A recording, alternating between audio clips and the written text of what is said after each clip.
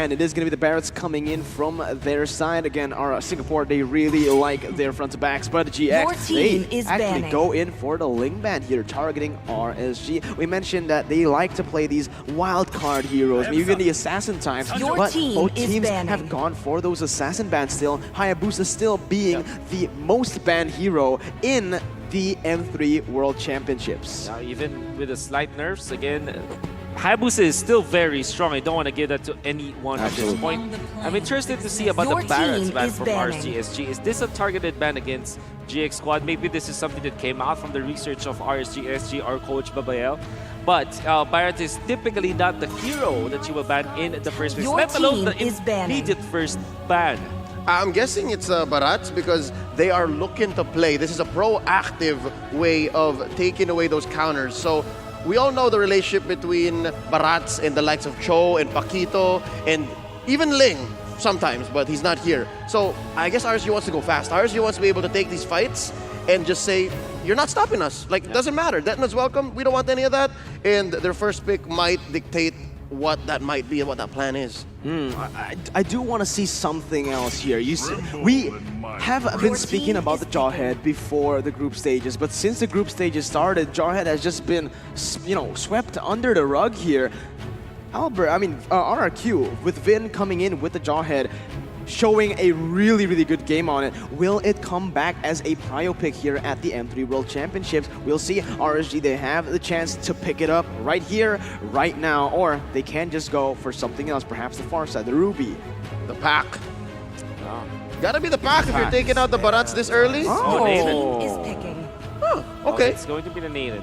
Now, GX Squad, I think that they're going to answer with that Paquito. We saw it already. And as well as the fact that you can go for the Matilda, you kind of need someone to go in when there is always Nathan. And then on long range artillery. Oh, there it is. So there it is, the Paquito we're talking about. And if you go for the Matilda, this is 100%. Oh, it's not. So it's going to be the Clint. You want to outrange the Nathan. Yeah, the Clint coming in here, very lane dominant gold lane. So if RSG decide to put that Nathan in the gold lane, he is gonna find himself in quite of a pickle. But what I do like from this Paquito is it's a flex pick, and it's a really good flex pick of that. We saw how Albert did on that Paquito, still now sitting with 9 times being picked up. An 80% win rate. Yep, looking forward to see what Amuni might do with this Paquito if indeed does go into the jungle. But as it is, this might as well just be 2 side laners. Daru could play the Paquito and just play a hyper-aggressive Paquito so that Fuji can just farm up. I guess that's a safe plan. Rafaela is an option here for RCSG, but instead they go in for the Yuzhong. And this is not the first time they first face-picked the Yuzhong. The last time they played, it was against RSG Philippines.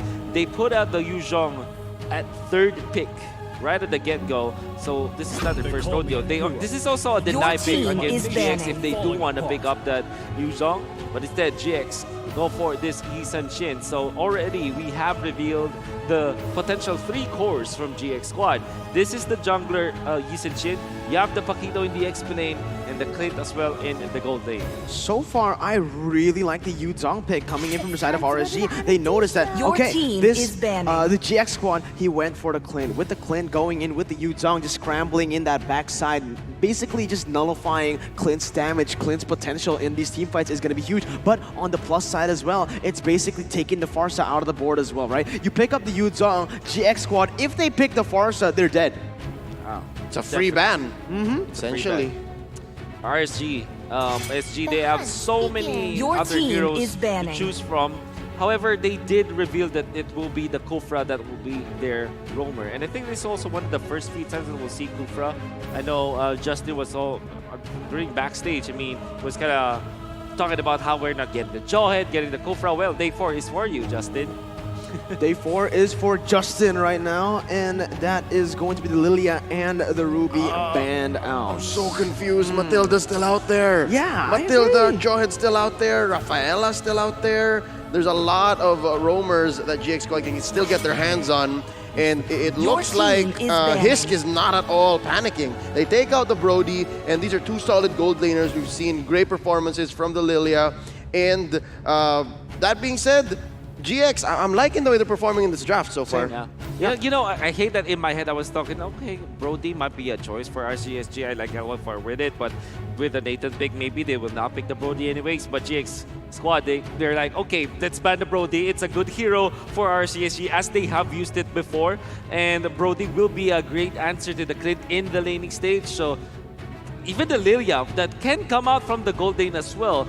This is GX squad just covering all of their bases, making sure that this Clint will have a good game. The last maybe deny pick that they can do is the Matrix. And it will be okay and decent in the gold lane going up against this Clint. So, that being said, I do recommend the GX to pick that up now because RSG, they're gonna take that Beatrix and put it in the gold lane when the draft shits in their favor. Wolf, if that happens, are they not overloading their physical damage? It is true, but at the same time, you have so much potential to bursting your opponents. I mean, that's just gonna be a mid lane Beatrix, and you kind of play it as differently. But instead, they go for the Dante special. Absolutely, that's exactly what I expected to happen, man. I thought, they need some magical damage, right? And the Kagura, it does it really well. They can't go for the Farsa again because of the die potential of the Kufra of this Yuzong. But with this Kagura, you have a lot of burst right now, so you can take that Nate and basically pressure him off out of certain team fights. You have that AoE as well that is just so good in the team fights. And a bonus is that right now, they are still leaving that roamer position up for grabs. They have the Matilda and the Rafaela opened up. This is their chance to take it. Anything that RSG goes for right now, it isn't going to really cover for the side of GX. One thing I do want to mention from the side of GX is that they are playing this really, really smart. Rafaela and Matilda both can fit into their composition, but the Farsa pickup, I think that was overlooked by GX in the banning phase. Farsa is so good against all of these heroes, Kagura, Yi Sun-shin, and the Clint. Yeah. Which kind of means that this will be a gold lane Yuzhong. We saw that before. Or maybe a gold lane Khalid, as we also saw in other teams as well. Not really in the side of RCSG, but it was viable at a certain point in time. The thing that is really exciting for this draft from RCSG is that they can match up this Khalid against the Clint, and I've seen that won by Khalid from way before. But it could be a true potential here for GX. Now, you're looking for a roamer for GX. There's a plethora of things that they can look for. Maybe a Rafaela to finish it up, or maybe the Matilda, who happens to be the last pick. This is uncanny for me. I'm uncomfortable seeing a Matilda come through last pick on red. So I guess that's just RSG saying, okay, make my day. I don't care. We have the Kufra. This is what we need. We need someone to peel. We need a solid front line so that LY4, I assume, on the Nathan will do great things. And you can see the RSG, they have a great curve. They understand where they're going with this. They understand what we're doing. GX Squad, on the other hand, they seem to want to scramble. It looks like a lot of their fights, a lot of the wins that they're going to get are off of like 2 versus 2, 3 versus 3 team fights. Yeah, they want to skirmish for sure, man. But what are your thoughts on this, Wolf? I feel like the Rafaela would have been a little bit better considering that they have 2 of the marksmen, right? Rafaela can provide peel for multiple heroes. Matilda, obviously, only one can dash with her. Yeah, exactly. That's what I was gonna arrive at. The Matilda, as good as it is as a hero, it's a S tier or maybe a triple S tier hero from the roam role. Sometimes the composition will not be good with it. Like, just the fact that you need to have someone with the Guiding Wind and the Circling Eagle combo, right? Then again, at least it has got some sustain. Maybe the Guiding Wind, I mean, will be used defensively to have these marksmen. But yeah, generally speaking, it will be so much easier for GX Squad if they went in for the Rafaela. Yeah, but right here we are going to get into the Land of Dawn, but unfortunately we just got some bad news. Apparently there is a bug in the emblem, so we will need to go back and maybe go for a remake with the same exact heroes here. Yep, we are going to reconcile this little hiccup and talk about the lineup. Again, emblem aside, I think these 2 teams came in with the tools that they needed, the tools that they expected, and there's so much to dissect between the Rafaela and the Matilda choice. I am also siding with you guys. Just now, we let it unfold. Thoughts came in, and the reason why it's Rafaela, personally for me, is because we've seen Paquito Rafaela do nasty things. We've seen Clint Rafaela do nasty things. With the Matilda, you get a little bit more reliable ins and outs, some better face checking, but that aside, you need the AoE from the Holy Baptism. Yeah, that's what they're lacking here. The AoE CC and also the AoE basically healing coming in from the Holy Healing. Speed boost as well. There's just a lot that hero can offer, from the mobility, from the lockdown, even from opening up the map with the mobility, plus that first ability, just opening up people from the bushes. You can spot people without even seeing them with that ability. Yeah, say what you will about the way GX squad drafted. For a team that we did not expect much from, they did great. Yeah. Maybe say for that last pick, we're yet to see if that's going to be worth it. But I think Wolf mentioned it earlier, the Khalid and Clint matchup is going to be just lovely for RSG, SG. They don't care, honestly, because of as soon as you get quick Sandguard, the Clint is going to get so frustrated. Yeah, like, what do I do? And you get into the bush, wait for the Clint to show up, just bide your time, then pop your first skill, your combo, get all of those shots, including the passive against the Clint, and the Clint will be pulled out. But in a sense, if you're a Clint and you know what to do, maybe you call in your support, maybe call in your roam and get until the level 2 part wherein you have eventually have the ensnare, and then you have the even up the playing field afterwards. Which makes sense why GX may have picked the Matilda. It confirms kills a little better, Yeah. babysits one marksman a little safer. Huh. Okay, so maybe they are thinking on that front. Now that makes sense to me. That makes sense. You know, what I also want to nerd out about is this traditional approach coming out from RSG SG. Well, at least for my taste, I call this traditional. This is called the marksman plus the 2-fighter setup that was quite famous in the current meta game. And I'm mentioning this in a traditional way because this was one of the first few strategies that went before we had the XP and the Gold Lane, because that was when I think it was MPL season 5, where we saw that the funnel, quote unquote, the funnel strategy was made famous. The hyper carry strategy, wherein you put everything in your mid laner back then, or at least it was called mid, or it was called core, or core hyper carry, right? So what you do is you have 2 fighters in the side lanes and a scaling hero in the mid lane. Maybe a mage that can scale, or maybe a marksman. Most importantly, a marksman. So now around the maybe the middle of 2020. Maybe in the middle of 2020, this was already called the double fighter setup to set up for a marksman in the jungler role. And it's traditional, although it's just last year. It's traditional for me because it's really not your go-to anymore. Normally, you will look for the gold laner as your main carry in the late game or your main scaling hero. But this time, they're gonna put 2 fighters, and both of them will just make the space, make sure that they're the reliever when it comes to sustain and damage in the mid stage of the game. Come the late game, it's gonna be the Nathan. So that's the traditional approach to it, even when it's not yet even years that we've had it. Maybe a year, but yeah. That's the lineup essentially that Onyx ID brought day 2, their opener. It was side lane sustains, Nathan jungle. It's capable of just these weird and unexpected turnarounds that even if you get beat up early, then you're safe after the 18, 19, 20-minute mark if you can turn it around.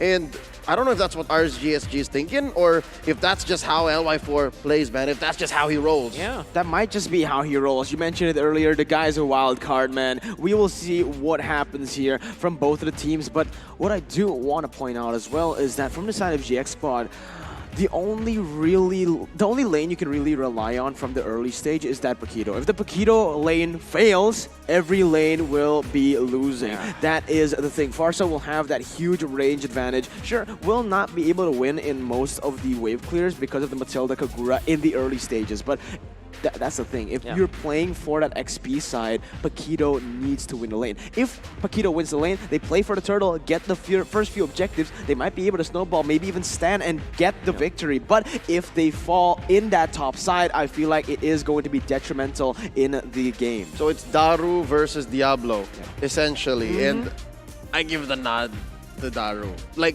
just hero-based, all right? I don't know how he plays. I haven't seen enough of his gameplay to understand how well he can handle the Paquito. But in that matchup, it should be the Paquito. Yeah, because it's so much easier for you to get your champ stance ticks as compared to the full shot energy. You have to be aggressive. You have to put that dragon in its place while it doesn't have items just yet.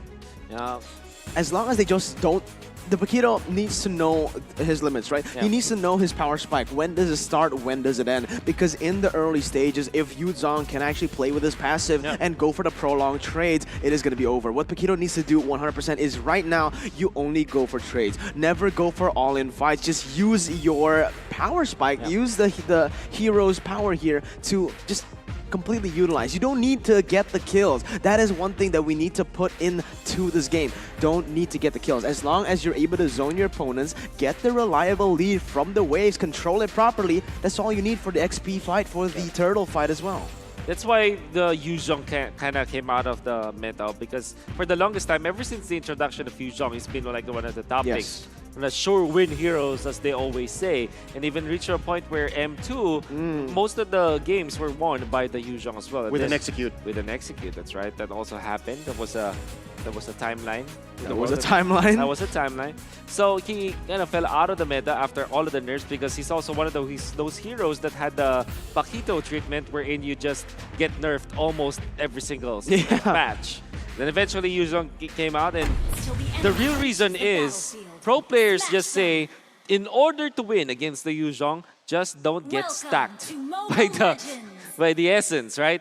It's easier said than done, obviously, but in this case, it's a Paquito versus the Yuzong lineup. Obviously, the Paquito is melee, but you're gonna have to respect that stacks. Maybe get out of the fight when you know that Diablo can land and make the full stacks on you, just so that you can win the poke battle. Precisely. Well, it's time. Let's get into the game right here. We'll see how the players execute their game plans. It is already going to be GX Squad getting that first wave and rotating instantly into the enemy jungle, trying to open up the map a little bit more. They know they are against a Nathan, someone who is going to be struggling in the first few minutes of the game. Remember, Nathan, he needs to play with his passive, but early on, it's so hard to do that. Oh, Amuni taking a face full of Sana's spells. Already we can see down bottom, Baby Cakes is winning this fight. Look at Fuji. Yeah. He can't answer back, man. And he already is asking for Amuni to check in on him. Absolutely. That's the thing about the Khalid, man. We saw it in MPLI where Alter Ego, they played this Khalid multiple times into the side lanes. But this is the thing. If you are able to actually bring everyone from the side of GX to the bottom side, the Paquito will have a hard time. And now we see a little bit of a skirmish once again as Lolzy jumps in, trying to deal some damage onto the GX Squad members. But look at that. Diablo, he's winning in lane. This is the matchup I said, Leo. The plan is already starting to crumble. Clint getting most of the attention from the mid lane, and that top side losing. Yeah, and also Yato boarded out this execute. Again, this is out of the box for sure, but it has worked before. He's actually 2 levels ahead of his gold laner, so that's really bad because I'm not seeing. Is there a roam or a roam boots on Amuni? I think so. Oh no, it doesn't.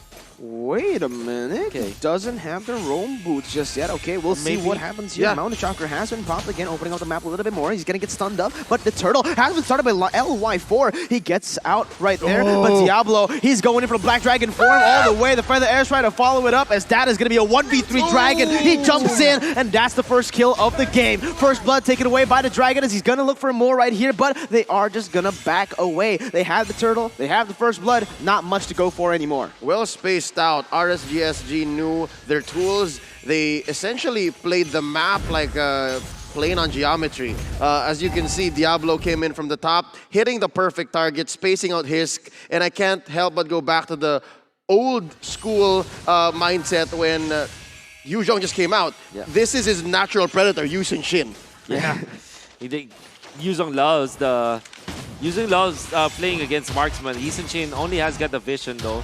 Yeah, against Yuzong. You can already see it start to happen here, Leo and Wolf. Man, they are already starting to crumble because of their early game stage. Just that level 1 was enough to get RSG to the point where they are at now. Man, it is only a 1,000 gold lead, a 1,500 gold lead. But look at that, Yato trying to open up the map. It's going to be Baby Cakes actually turning it around. And Yato is going to get outplayed. Fuji comes in for the rescue to make it a 1-for-1. But again, that is a lot of the resources spent. You use the mid laner to rotate to the bottom side, and it's a 1-for-1. So it's still very worth it for RSG as they rotate their numbers into the top side. Daru, he's still going to be able to get out right there. Look at the flame retribution burning him down as RSG will be able to get a favorable trade into the top side. GX Squad, though, they respond with the trade. It's going to be a turret for a turret. In fact, GX Squad actually already took out the outer turret energy shields, and that means that it'll be easier for the push to come next. I wonder if Baby Cakes will be committing his ultimate. In fact, he doesn't have the ultimate just yet. So it's just going to be the clear from the Khalid. No need for any kind of special defense on the bottom lane as the Khalid, GX Squad already gave that up. Yeah. Red team I love this. I love this right now here, Leo. You see what they're doing? We said it before. Paquito needs to win his lane. That's exactly what they're doing, RSG.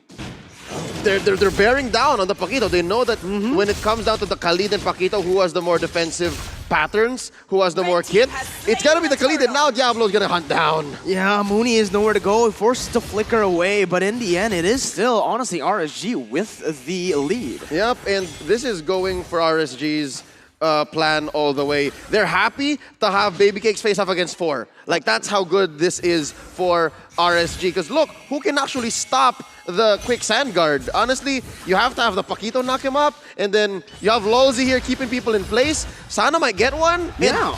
This is worth it. This is worth it. You're scrambling the main damage source of GX Squad this early on.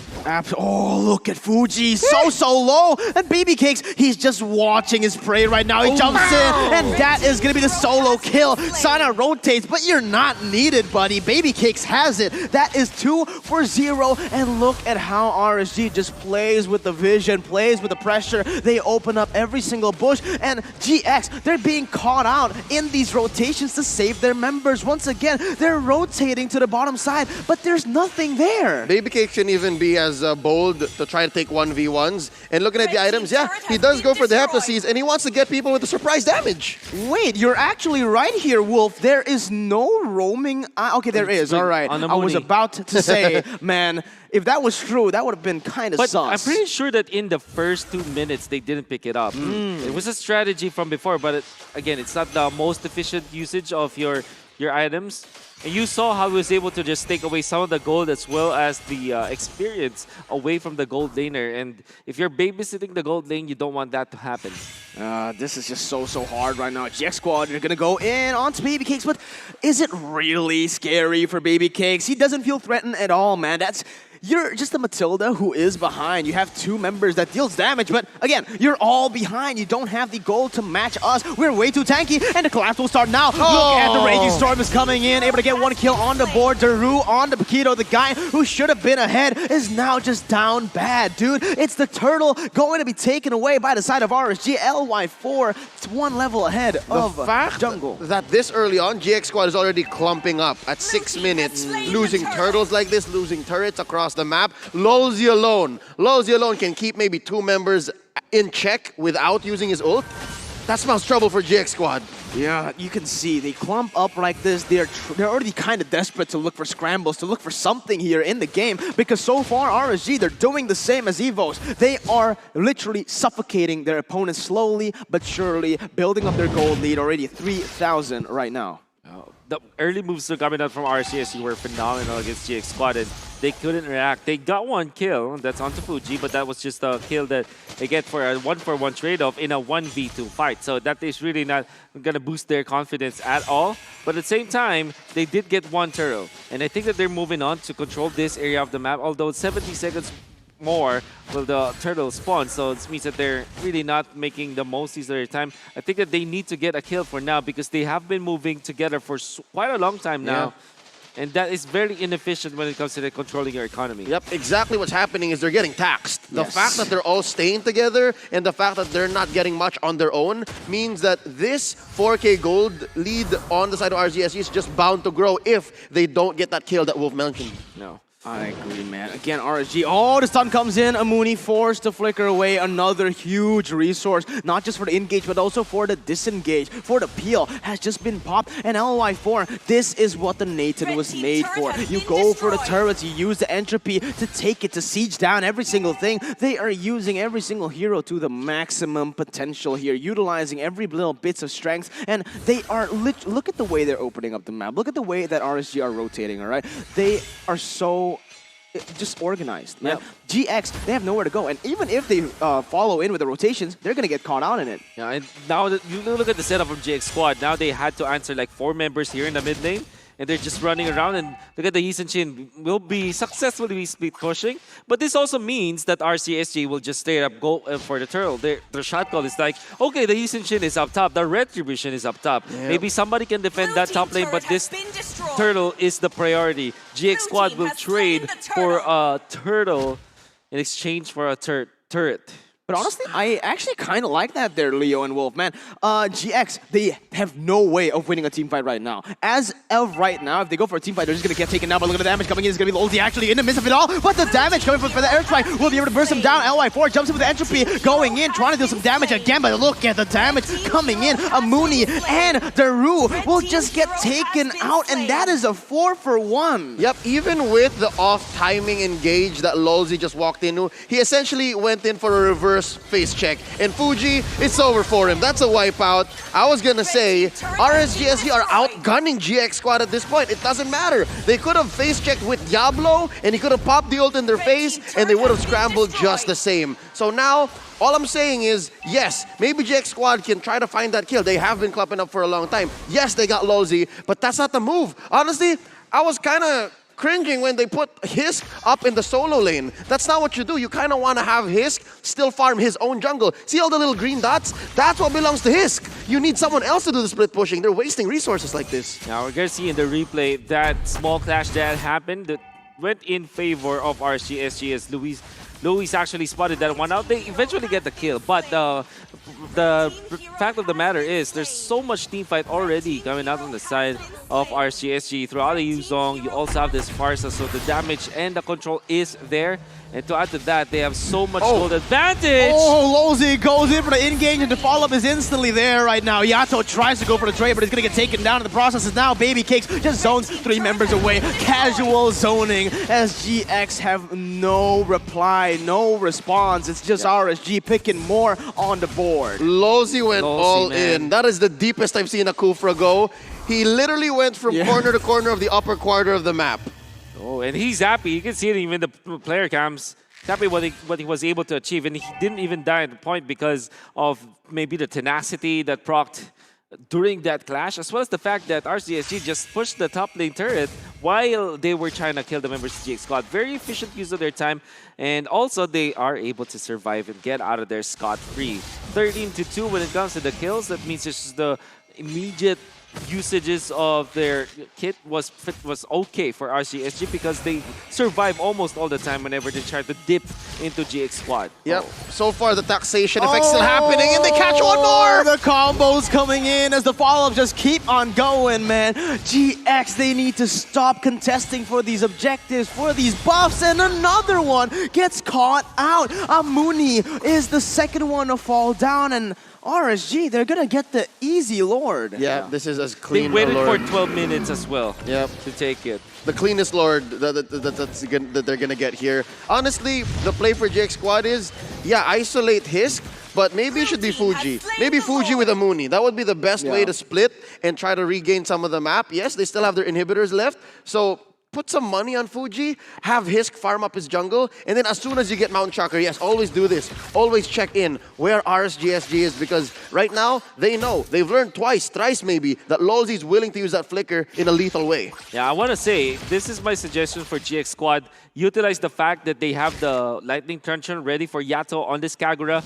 Look for an opening because there are no other magic defense sources from RSGSG. Maybe the only savior for magic damage for RSGSG is the HP that they have as well as the immortality that they have onto Lolzy. But generally speaking, it's all physical defense coming up from RCSG. That means GX Squad might take advantage of that in this mid-game stages of the game. So maybe if Yato finds the opening with the yin-yang overturn, it could be good.